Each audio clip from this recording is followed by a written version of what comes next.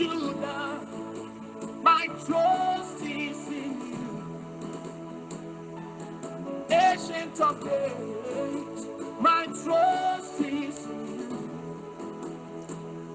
Frères et sœurs de l'émission, la manne du ciel. La manne jaillit abondamment du ciel et nous donne la lumière de notre Seigneur de gloire. La lumière de la vie. Car c'est Dieu lui-même qui est la parole. Et en cette parole était la vie. Et la vie était la lumière des hommes. Et cette parole est la vraie manne qui jaillit du ciel, qui nous donne la connaissance de notre Seigneur Jésus-Christ. Et nous développons dans la sagesse de Dieu. Et nous suivons son esprit qui nous conduit jusqu'à manger l'arbre de la vie et entrer dans la vie éternelle. Cette émission est présentée par le serviteur Jules Komlan Sossou de l'église missionnaire Philadelphie de Christ à Lomé, au Togo. Et nous sommes si heureux de partager ces instants de plaisir et de bonheur avec toi, mon frère, ma soeur, afin qu'on sache qui est Jésus-Christ. C'est lui la manne, la véritable manne du ciel. Mes frères, mes sœurs, la vraie manne du ciel. Et nous partageons ce moment pour connaître tant soit peu ce qu'est la manne réelle du ciel. Et la dernière fois, nous avons dit, dans Jean 6, verset 31, nos pères ont mangé la manne dans le désert. Mais, selon ce qui est écrit, il leur donna de pain du ciel à manger. Mais ils sont tous morts. Ils ont mangé la manne du ciel, c'est vrai. Mais ils sont tous morts. Alors, Jésus nous dit, dans verset 32, Jean 6, verset 32, Jésus leur dit, en vérité, je vous le dis, Moïse ne vous a pas donné le pain du ciel. Mais mon Père vous donne le vrai pain du ciel. Alléluia. Le Père de gloire, le Tout-Puissant, il nous donne le vrai pain du ciel. Car le pain de Dieu, c'est celui qui descend du ciel et qui donne la vie au monde. Le vrai pain de Dieu, c'est celui qui descend du ciel et qui donne la vie au monde. Alors, verset 35, Jésus leur dit, je suis le pain de vie. C'est lui le pain de vie. C'est lui le vrai pain du ciel. C'est donc lui la vraie manne qui descend du ciel. Alléluia. Jésus l'a dit, je suis le pain de vie. Celui qui vient à moi n'aura jamais faim. Celui qui croit en moi n'aura jamais soif. Mes frères, mes sœurs, il faut qu'on connaisse qui est Jésus-Christ et qu'on le suive. Qui il est. Et c'est tellement important de le connaître. Car si nous ne le connaissons pas, nous serons là à dire ce que nous pensons. Mais nous serons loin de la réalité. Car c'est lui qui nous a amenés sur la terre. Nous, des âmes vivantes, invisibles, nous sommes des âmes vivantes, invisibles, révélées par Dieu avant la fondation du monde. Nous sommes toujours des âmes vivantes, invisibles. Et Dieu a voulu que nous soyons visibles, comme lui-même. Il est invisible et il est visible. Et il a créé les trois cieux au-dessus de nos têtes et la terre. Et nous y a amené. Nous, âmes invisibles, il nous a soufflé dans la poussière de la terre. Et nous sommes devenus des êtres vivants, visibles. Tu me vois, je te vois. Et son intention, c'est qu'on suive celui qui nous a créés, qu'on le suive, et il nous conduira jusqu'à ce qu'on trouve l'arbre de la vie, qu'on le mange, qu'on mange son fruit qui est le pain de vie, qu'on soit transformé et qu'on boive l'eau de la vie qui est le sang de Jésus, eh bien, nous sommes prêts pour la vie éternelle. Et la vie éternelle, il faut savoir que c'est une marche jusque dans les cieux des cieux. Alors, mes frères, mes sœurs, il faut qu'on soit réveillés. Que Dieu a donné la manne à Moïse et à tout le peuple d'Israël pour les reconduire dans une terre de liberté. Dans le pays de Canaan où ils seront libres. Et il les a nourris pendant 40 ans. Ils voyaient la manne pendant 40 ans. Ils en mangeaient pendant 40 ans. Jusqu'à arriver dans le pays d'Israël. Où Dieu les y a amenés pour qu'ils soient heureux. Et c'est une image. Et donc Dieu nous donne la manne du ciel, la vraie manne du ciel, qui est le vrai pain du ciel, pour nous amener à le suivre. Parce que la manne jaillissait toujours du ciel. Et on suit jusqu'à découvrir l'arbre de la vie, manger son fruit qui est le pain de vie, et partir dans la vie éternelle qui est dans les cieux des cieux, où nous serons l'épouse de Christ. Mes frères, mes sœurs, nous serons l'épouse de notre Créateur. Je te donne un verset rapidement avant de continuer.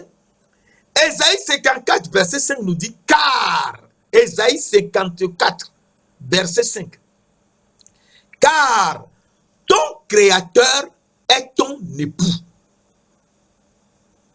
Ton Créateur est ton époux. L'Éternel des armées est son nom. Il se nomme Dieu de toute la terre. Car ton Créateur est ton époux. Il se nomme l'Éternel des armées. Mes frères, mes sœurs, ton époux est l'Éternel des armées. Il se nomme Dieu de toute la terre. Et donc, parce que nous sommes perdus sur la terre dans cette obscurité, l'époux est descendu du ciel pour nous chercher, afin de nous donner la manne réelle du ciel. Qu'on la mange et qu'on soit prêt à boire son sang, c'est-à-dire l'eau de vie, et partir dans les cieux des cieux pour les noces de l'agneau. Et donc, Jésus est la vraie manne du ciel. Et il est descendu du ciel pour que nous ayons la vie éternelle. Alors nous lisons dans le verset 37, tout ce que le Père me donne viendront à moi. Tous ceux que le Père donne à Jésus-Christ viendront à lui. Ce n'est pas qu'on fera l'effort. C'est Dieu qui nous appelle. Et Dieu qui nous appelle, il nous sortira toujours de l'obscurité où nous nous trouvions.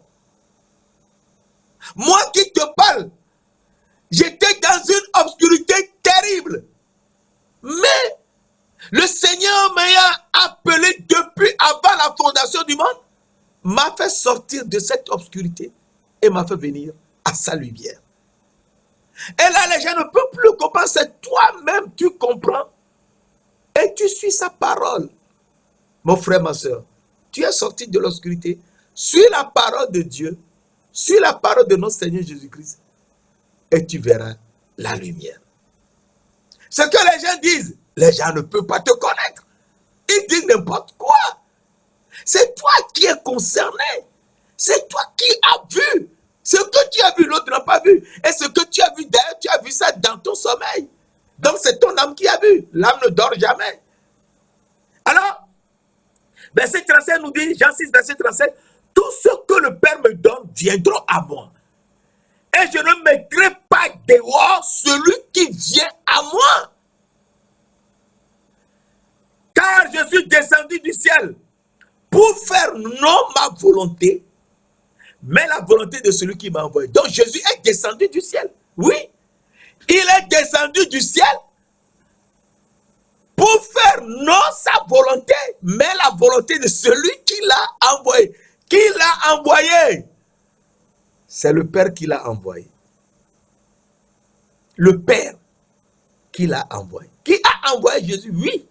Alors, nous disons dans verset 39, Jean 6, verset 39, la volonté de celui qui m'a envoyé, c'est que je ne perde rien de ce qu'il m'a donné. C'est que je ne perds pas celui qui lui a donné.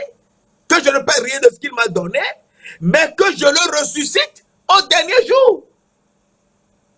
Donc, si c'est toi que Dieu, le Père, a donné à Jésus-Christ, mon frère, ma soeur, tu peux être perdu dans n'importe quelle obscurité, dans n'importe quel problème, dans n'importe quoi. Dieu de gloire, il te sortira de là. Et il te montrera le chemin à suivre pour revenir à lui. Ce n'est pas que quelqu'un viendra t'enseigner quoi que ce soit.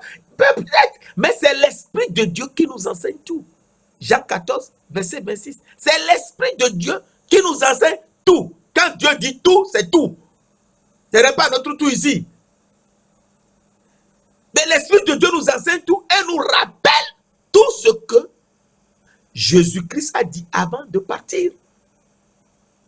Jean 14, verset 26. Alors, nous revenons dans Jean 6, verset 38, 39. Or, la volonté de celui qui m'a envoyé, c'est que je ne perde rien de tout ce qu'il m'a donné, mais que je le ressuscite au dernier jour. Verset 40. Il faut suivre la parole de Dieu. Verset 40, Jean 6, verset 40. La volonté de mon Père. On va connaître maintenant la volonté de Dieu. La volonté de mon Père, c'est que quiconque voit,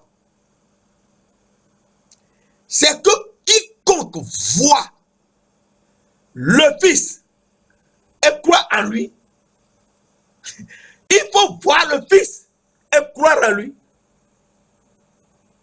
à la vie éternelle. Quiconque voit le Fils et croit en lui à la vie éternelle, et je le ressusciterai au dernier. Comment voir le Christ aujourd'hui? Mes frères, ma soeur. Comment voir? Donc, pour le voir, c'est lui-même qui va se révéler à toi Et alors, tu le connaîtras. Si tu le vois, tu le connaîtras. Et c'est lui-même qui va se révéler à toi. Alors, à partir de là, nous comprenons que la manne réelle du ciel, c'est le Fils de Dieu qui est descendu du ciel. Oui, c'est lui. C'est lui le Fils de Dieu qui est descendu du ciel et qui nous donne la manne, le pain de vie. Alors, il faut qu'on réfléchisse très bien.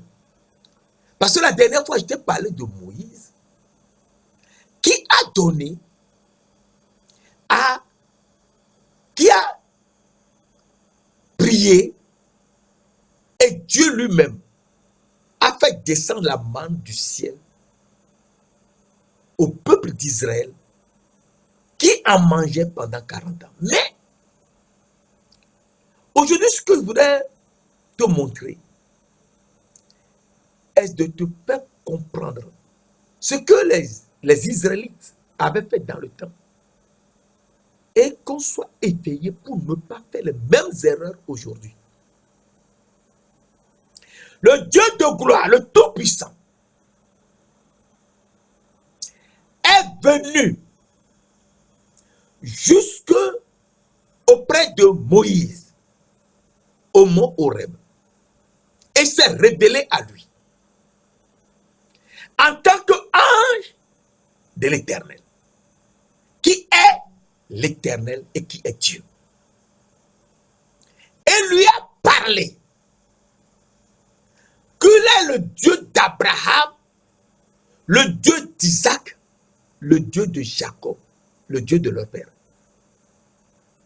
Qu'il est venu pour les faire sortir du pays d'Égypte où ils souffrent, pour les amener dans un beau et bon pays, dans un pays où coule le lait et le miel, le pays de Canaan, le pays des Héths. Et Moïse, après des tergiversations, a accepté de partir. Car Dieu lui a manifesté sa grande puissance. Et il a vu la puissance de Dieu. Et cette puissance que Dieu lui a manifestée, il a compris que Dieu est vraiment je suis. Et ici, c'est tellement important parce que dans Exode 3, verset 2 à 6 que je viens de te lire, à 8 même, le Dieu de gloire, qui est le Dieu d'Abraham, le Dieu d'Isaac et le Dieu de Jacob, a parlé à Moïse. Et lui a dit, je suis celui qui suis. Normalement, on doit dire, je suis celui qui est. Dans certaines Bibles, on l'a traduit ainsi, mais non. Je suis celui qui suis. C'est ainsi que tu parleras aux enfants d'Israël. Exode 3. Et on lit rapidement dans Exode 3, verset 14. Verset 14 et 15. La parole de Dieu nous dit, 14 16. 14 et 15. Dieu dit à Moïse, je suis celui qui suis. C'est ainsi, et il ajouta, c'est ainsi que tu parleras aux enfants d'Israël. Celui qui s'appelle je suis m'a envoyé vers vous. Verset 15. Dieu dit encore à Moïse, tu parleras aux enfants d'Israël, l'Éternel, le Dieu de vos pères, le Dieu d'Abraham, le Dieu d'Isaac, le Dieu de Jacob, m'envoie vers vous. C'est mon nom pour l'éternité. C'est mon nom de génération en génération. Oui, je suis est le nom de Dieu pour l'éternité. Donc, C'est son nom éternel. C'est son nom pour l'éternité, de génération en génération. Et je suis, c'est son nom. Oui. Alors, je suis, c'est qui? Je suis, c'est l'ange de l'éternel. L'ange de l'éternel, c'est l'éternel. Et l'éternel, c'est Dieu. La même personne. Et je suis est venu sur la terre. Mes frères, mes sœurs. Prions Dieu pour qu'il nous révèle les paroles secrètes qui sont dans les Écritures. Je suis est venu. Alors nous lisons dans Jean 8. Jean 8, verset 56 à 51. Mes frères, mes sœurs, Jean 8, verset 56 à 58. La parole de Dieu nous dit, Abraham, votre père, a tressailli de joie de ce qu'il verrait mon jour. Il l'a vu. Et il s'est réjoui.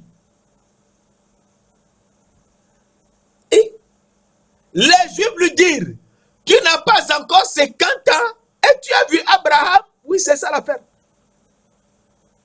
Ce que nos yeux voient là, c'est de ça seulement que nous parlons. Non! Nos yeux, non. De ce corps, non. C'est avec les yeux de l'âme qu'il faut voir. L'âme ne dort jamais. Notre âme ne dort, ne sait même pas ce que c'est que dormir. Et c'est avec ses yeux qu'il faut voir. Tu n'as pas encore 50 ans et tu as vu Abraham? Verset 58, Jean 8, verset 58. Jean 8, verset 58.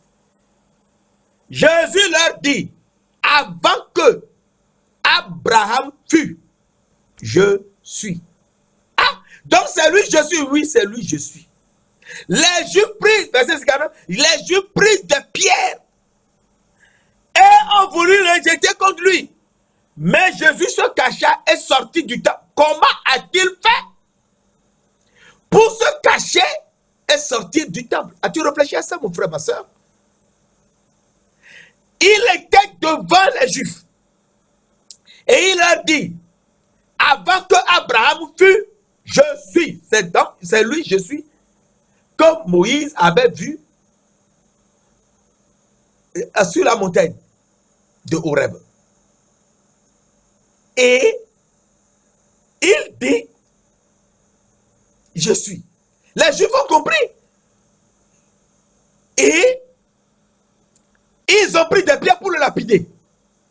Mais Jésus se cacha. Il s'est caché où? Il était devant les Juifs, il leur parlait. On prit des pierres pour le lapider. Il se cacha et sortit du temple. Donc tout ça passait dans le temple. Il s'est caché où dans le temple?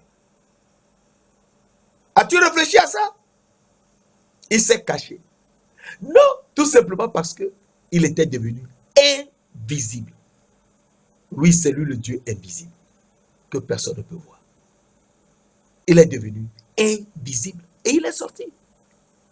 On ne l'a plus vu. Et donc, il faut aller sur YouTube ou Facebook et dans les séries que nous faisons, La manne du ciel, tu trouveras le Dieu invisible. La série sur le Dieu invisible. Et là, tu comprendras beaucoup de choses. Il y a la série sur le Dieu invisible. Donc, tu verras la prédication du serviteur Jules Comlan Soussou, le Dieu invisible, et tu comprendras beaucoup de choses. Mais ce que je voulais te dire ici, c'est que Jésus est je suis. Et lui qui est je suis, eh bien, il se manifeste.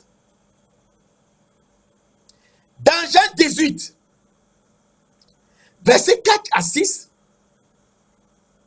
à 4e année, lorsque Judas Iscariote est venu avec les huissiers et beaucoup de gens, les soldats pour attraper Jésus. Jésus leur a demandé, qui cherchez-vous? Ils ont répondu, Jésus de Nazareth. Jean 18, versets 4 à 6. Jésus leur a demandé, qui cherchez-vous? Et pourquoi vous êtes venus avec des tas d'armes, etc. Ils ont dit qu'ils cherchent Jésus de Nazareth. Jésus leur a dit, je suis. Dans la Bible, dans beaucoup de Bibles, on a écrit c'est moi. Non, il ne faut pas écrire c'est moi. La vraie traduction, c'est je suis. Jésus leur a dit je suis. Et quand il a dit je suis, tous sont tombés par terre. Tous, sans aucune exception. Ils sont tous tombés par terre. Jésus leur a dit, mais si c'est moi que vous cherchez, mais voici. Mes frères, mes soeurs, je suis, c'est le nom de Jésus pour l'éternité, de génération en génération. C'est son nom éternel. C'est le Dieu, le Père éternel. C'est ça. Il est le Père éternel. Est-ce que tu sais ça? Il faut le savoir. Ésaïe 9, verset 5 nous dit, la jeune fille qui était vierge, qui doit enfanter un fils à qui on donnera le nom d'Emmanuel. Ésaïe, au temps d'Ésaïe, 700 ans avant Jésus-Christ. Ésaïe, elle a vu que la jeune femme a enfanté. Ce n'est plus qu'elle enfantera, mais elle a enfanté. Un enfant, Ésaïe 9, verset 5, un enfant nous est donné. Un enfant nous est né. Un fils nous est donné. Ésaïe 9, verset 5. Un enfant nous est né. Un fils nous est donné. Et la domination reposera sur son épaule. On l'appellera admirable, conseiller, Dieu puissant, grand D. C'est lui, l'enfant qui est né, c'est le Dieu puissant. Père éternel, c'est le Père éternel, grand P. Prince de la paix, c'est le prince de la paix. C'est lui qui donnera l'eau paisible qui est son sang pour nous laver de tout péché. Est-ce que tu sais ça? Le prince de la paix, c'est lui qui donne l'eau paisible. Psaume 23, verset 2. À partir de là, tu comprends que le prince de la paix, c'est lui, le Père éternel, et c'est lui, le Dieu puissant, le Tout-Puissant. Et donc, il s'est manifesté, il s'appelle Je suis. Et c'est son nom pour l'éternité. C'est le Père éternel. C'est lui l'éternel. De génération en génération. Et lui, il nous montre que lui, les Israélites, qu'il a fait sortir de la main de Pharaon. Pharaon a voulu faire quelque chose. Pharaon a voulu faire reprendre les Israélites et les faire revenir en Égypte. Et Dieu de gloire, le Tout-Puissant, a manifesté sa grande puissance. Il a ouvert la mer Rouge et les Israélites sont passés à pied dans la mer Rouge. Un chemin nouveau a été fait dans la mer Rouge. La mer était d'un seul coup. Je te lis cela.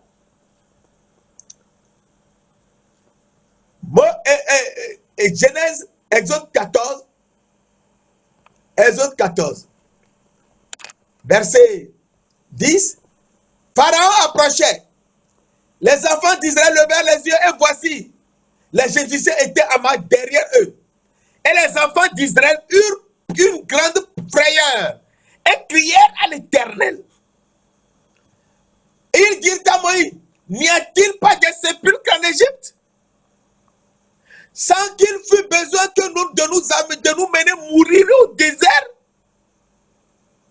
Que nous a-t-il fait en nous faisant sortir d'Égypte? N'est-ce pas là ce que nous disions en Égypte? Laisse-nous servir les Égyptiens, car nous aimions mieux servir les Égyptiens que de mourir dans ce désert.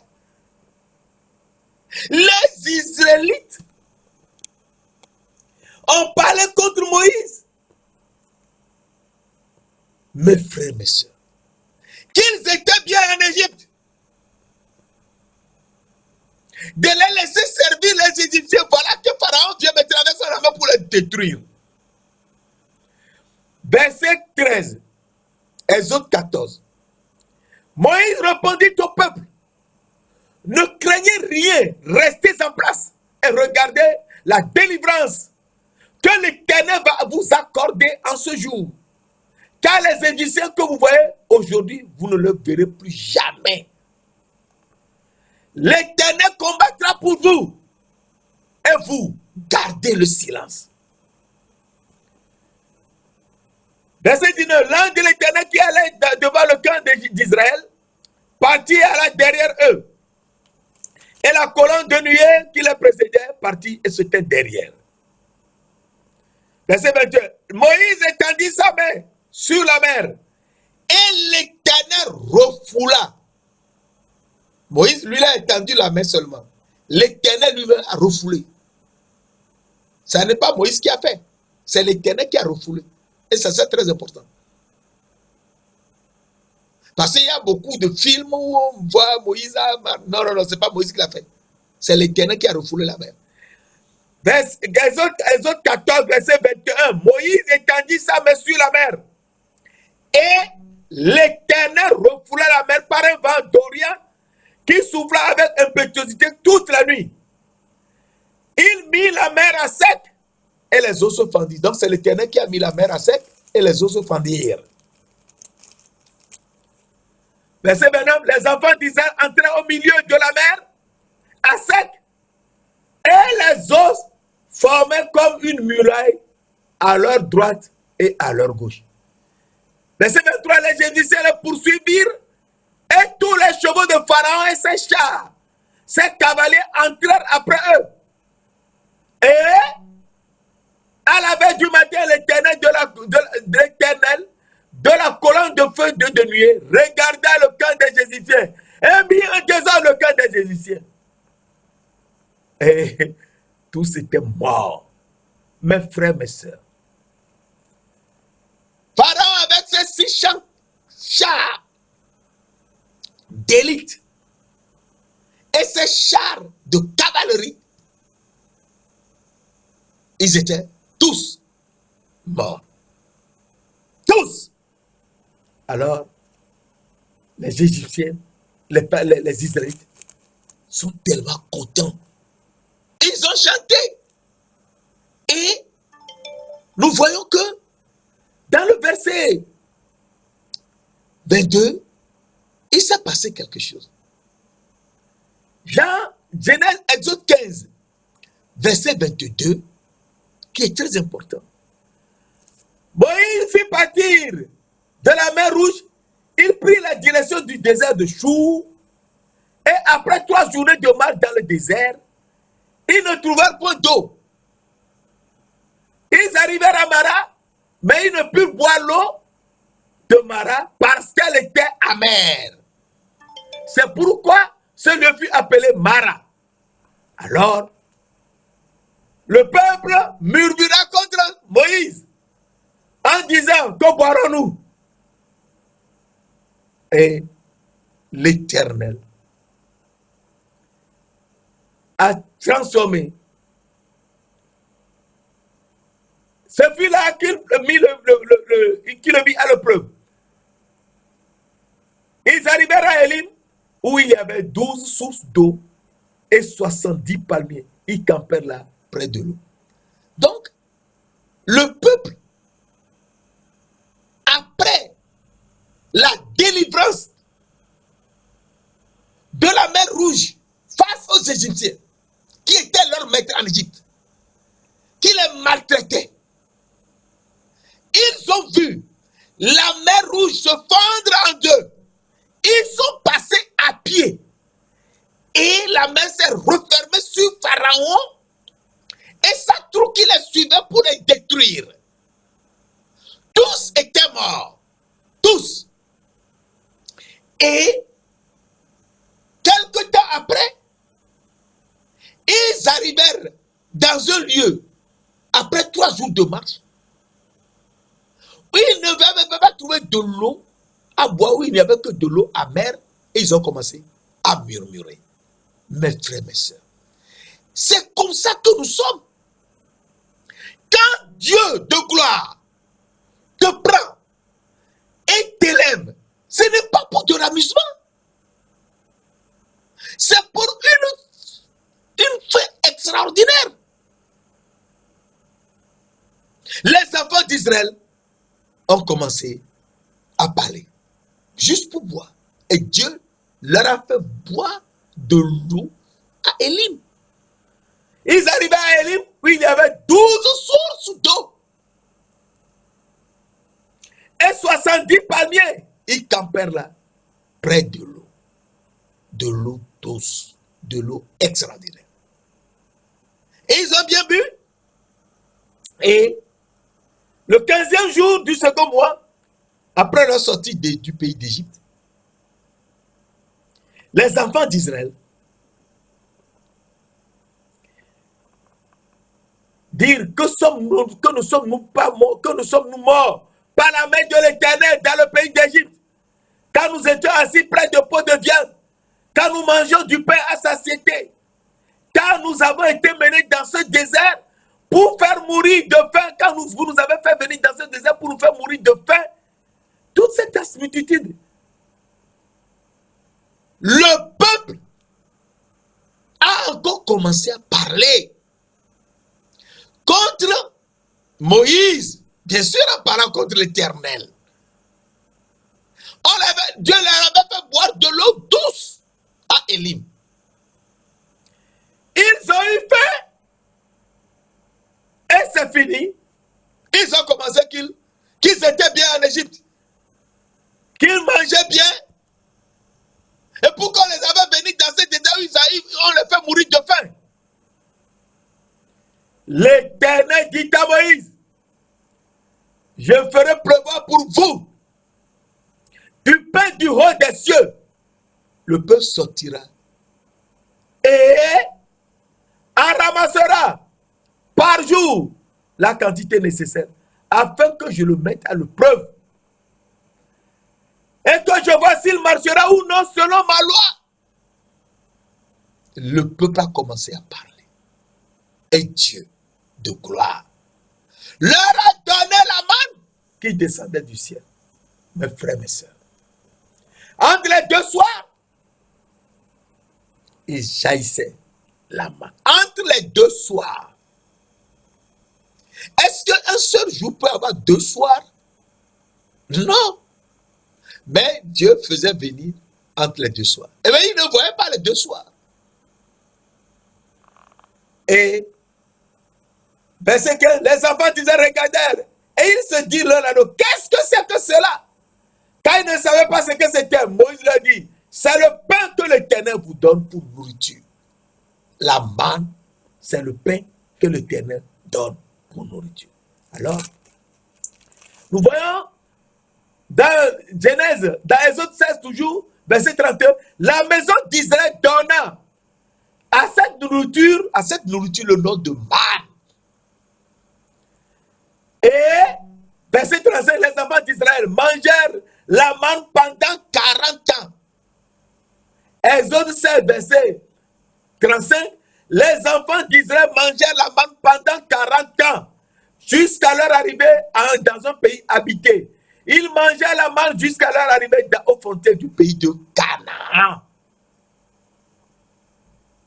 Ils mangeaient la manne jusqu'à arriver dans le pays de Canaan. Et ils mangeaient la manne, ils étaient bien. Mais ce qu'il faut noter, c'est que cette manne qu'ils mangeaient, qu'ils ont mangé pendant 40 ans, eh bien, leurs vêtements, rien ne s'est usé. Ce qu'ils portaient en sortant d'Égypte, en traversant la mer Rouge, c'est ce qu'ils ont toujours porté pendant 40 ans. Et ils l'ont porté jusque dans le pays, aux frontières du pays de Canaan. Alors nous lisons, et c'est très important, Deutéronome. Nous lisons dans Deutéronome 8, verset 4.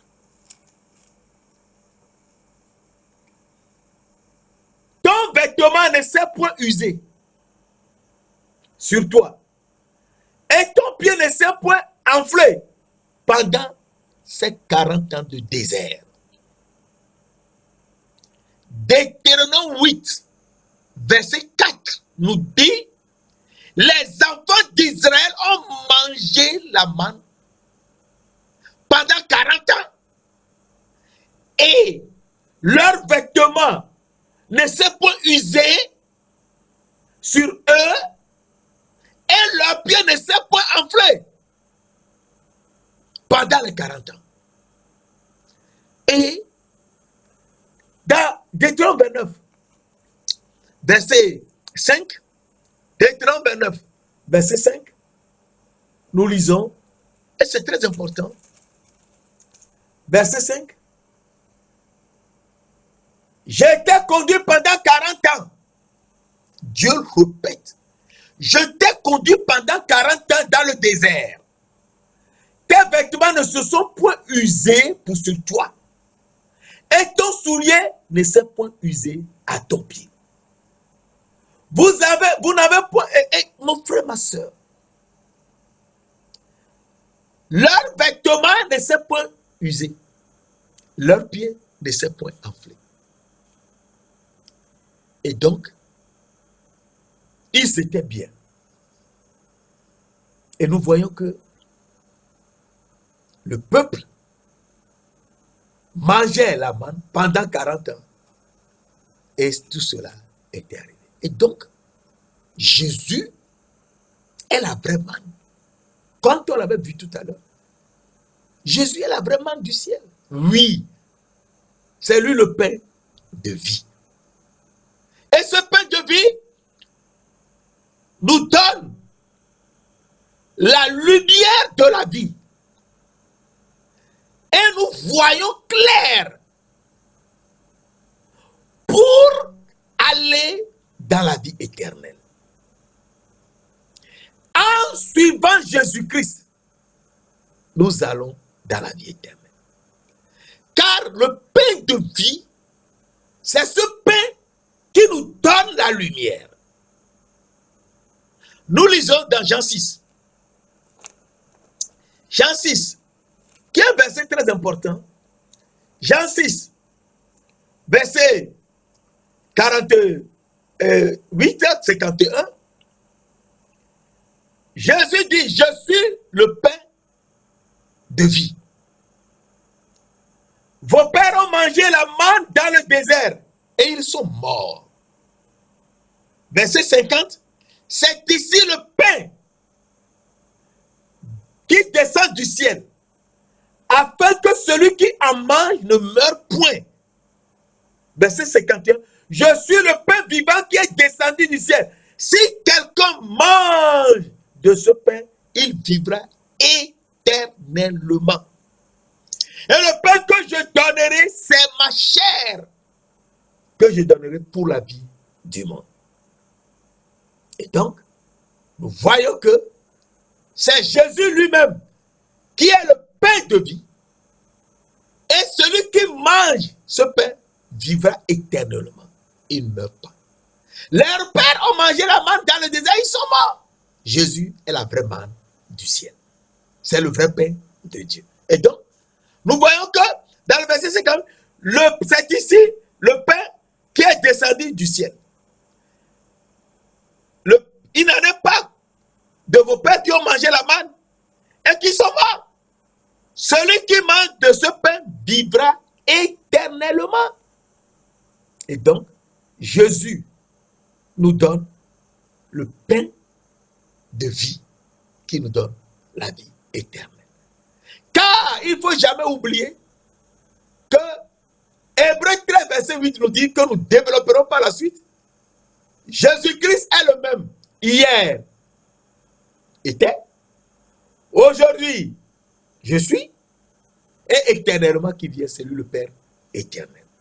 Et donc, c'est lui, la vraie manne dont notre corps, notre âme a besoin de manger le pain de vie, de manger le corps de Jésus. Et nous irons dans la vie éternelle. Prenez et mangez. Ceci est mon corps. Matthieu 26, verset 26. Et donc, nous comprenons que Jésus est la manne. Et c'est pour cela qu'il nous dit, dans Apocalypse 2, verset 17, à celui qui vaincra, à celui qui suivra ses enseignements, et fera selon l'enseignement, à celui qui vaincra, je donnerai la manne cachée. Je lui donnerai de la manne cachée. Je lui donnerai un caillou blanc. Sur ce caillou est écrit un nom nouveau que personne ne connaît sinon celui qui le reçoit. Alors, Jésus nous donne aujourd'hui la manne cachée. Et la manne cachée, qui est lui-même. C'est lui-même la manne cachée qui est descendue du ciel. Je lui donnerai également un caillou blanc. Si tu reçois la manne cachée, qui est le pain de vie, qui est descendu du ciel, pour te donner la vie éternelle, eh bien, il te donne un caillou. Et sur ce caillou est écrit un nom nouveau. Et ce nom nouveau, c'est quel nom? Ce nom nouveau est je suis. C'est le nom nouveau qu'il porte. Je suis. Apocalypse 3, verset 12 nous dit le nom nouveau. Et qu'il donne à certains seulement. Ce n'est pas à tout le monde. Et mon frère, ma soeur, toi qui écoutes cette émission, il faut savoir que c'est à toi qu'il donne le nom nouveau. Parce que sur ce caillou est écrit un nom nouveau que personne ne connaît sinon celui qui le reçoit. Donc si tu reçois la manne, ce caillou, eh bien, il y a quelque chose qui est caché dans ce caillou. Et ce quelque chose, c'est le nom nouveau. Alors, Apocalypse 18, verset 3 nous dit, celui qui vaincra, il faut vaincre. Il faut suivre le Seigneur Jésus-Christ. Il faut suivre l'Esprit de Dieu pour vaincre. Il faut suivre le Seigneur Jésus-Christ qui est la lumière du monde. Et suivre le Seigneur Jésus-Christ, vaincre, c'est suivre le Seigneur Jésus-Christ. Je suis la lumière du monde. Celui qui me suivra ne marchera pas dans les ténèbres, mais il aura la lumière de la vie. Jean 8, verset 12. Donc nous lisons Apocalypse 3, verset 12. celui qui vaincra, je ferai de lui une colonne dans le temple de mon Dieu. Et il n'en sortira plus. J'écrirai sur lui le nom de mon Dieu, le nom de la nouvelle Jérusalem qui descend du ciel auprès de mon Dieu. Et mon nom nouveau. Et mon nom nouveau. Apocalypse verset 12. Je te répète. À celui qui vaincra, je ferai de lui une colonne dans le temple de mon Dieu. Donc si tu as une colonne dans un temple, tu ne peux plus sortir. C'est ça. Tu es avec lui tout le temps. Tu es son épouse. Je ferai de lui une colonne dans le temple de mon Dieu. Et il n'en sortira plus. J'écrirai sur lui le nom de mon Dieu. Le nom de la nouvelle Jérusalem qui descend du ciel, d'auprès de Dieu. Et mon nom nouveau. Quel est ce nom nouveau? Eh bien, ce nom nouveau, c'est le nom pour l'éternité. C'est le nom je suis. Je suis, c'est le nom pour l'éternité. Et il fait de nous, puisqu'il veut, il nous dit qu'il écrira sur nous le nom de son Dieu, le nom de la nouvelle Jérusalem qui descend du ciel d'auprès de Dieu. La nouvelle Jérusalem, c'est qui la nouvelle Jérusalem? La nouvelle Jérusalem, eh bien, la Bible nous dit qui est la nouvelle Jérusalem. Alors nous lisons et nous allons à la fin. Apocalypse 21, un verset très important. Verset 2. Apocalypse 21, verset 2. Nous lisons. Je vis descendre du ciel, d'auprès de Dieu, la ville sainte, la nouvelle Jérusalem, préparée comme une épouse pour son époux. Dans la nouvelle Jérusalem, est l'épouse de l'époux. Verset 9, Apocalypse 21, verset 9. Je vis un des 7 anges qui tenait les 7 coupes remplies des 7 derniers fléaux vins. Et il m'adressa la parole en disant, viens, je te montrerai l'épouse, la femme de l'agneau. Verset 10, il me transporta en esprit sur une grande et haute montagne et je vis, il montra la ville sainte, la nouvelle Jérusalem qui descendait du ciel d'auprès de Dieu avec la gloire de Dieu. Alors, la nouvelle Jérusalem est l'épouse de l'agneau. Et donc, si c'est l'épouse de l'agneau, eh bien, il faut savoir que Dieu, le Créateur, est notre époux. Ésaïe 54, verset 5 nous dit, car ton Créateur est ton époux. L'Éternel des armées est son nom. Il se nomme Dieu de toute la terre. Donc Dieu de toute la terre est venu sur la terre pour chercher son épouse et il s'est sacrifié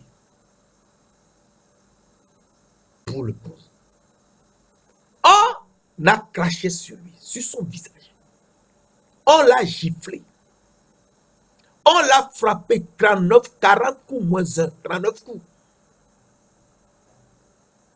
On l'a cloué au bois. Les deux mains et les deux pieds. On l'a percé. De l'eau et du sang sont sortis. Du sang et de l'eau sont sortis. Et avec cette eau, il nous lave. Lui, le prince de l'agneau. Lui, le prince de la paix. Il nous lave avec cette eau paisible. Et nous sommes régénérés. Nous sommes régénérés parce que notre âme est restaurée. Psaume 23, verset 3. Il restaure mon âme. Il me conduit dans les sentiers de la vie à cause de son nom. Mes frères et mes sœurs, Jésus-Christ, la manne du ciel, nous a transformés. Saint-Esprit, Esprit du Dieu de gloire, Esprit 3 fois saint, c'est toi qui es saint, saint et saint. Et toi qui es saint, saint, saint, tu es le Dieu tout-puissant qui était, qui est et qui vient. Et c'est Jésus-Christ qui est le même hier, aujourd'hui et éternellement. C'est donc lui le Père éternel. C'est lui le Dieu tout-puissant. Nous te remercions et nous te disons, conduis-nous, nous te suivons. Conduis-nous pour que nous mangions le fruit de l'arbre de la vie qui est le pain de vie, qui est Jésus-Christ lui-même. Que nous mangions son corps et que nous soyons complètement transformés. Et transformés, nous soyons régénérés et nous te suivons pour la vie éternelle. Merci d'ailleurs de nous l'avoir fait au nom précieux de notre Seigneur Jésus-Christ de Nazareth. Amen.